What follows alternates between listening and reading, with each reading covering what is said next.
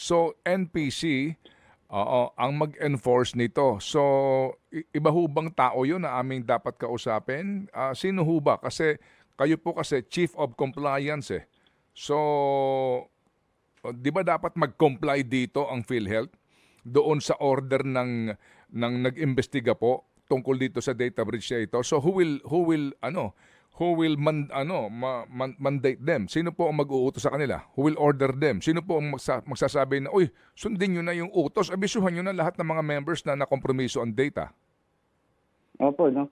When it comes to enforcement, we have an existing separate division for that to enforce the order released by the NPC, no. And gusto rin i-emphasize, no, Sir Ted, na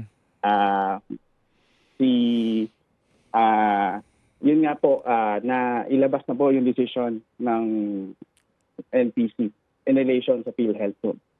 Kaya nga po, so to answer my question, sino po ang mag-oobliga sa kanila? Sino po ang nagbabantay na sila po ay in compliance doon sa order? Huwag na ho nating pag-usapan yung multa, no? Kasi nga yung pera kasi baka yun i-appeal pa. Pero doon po sa basic na sa decision, basic po ito eh. Na kompromiso ang data, sulatan mo yung miyembro, sabihin mo sa kanila in writing. So sino ho ang mag-oobliga sa PhilHealth Management na natuparin, sundin yung utos? Yes po, no.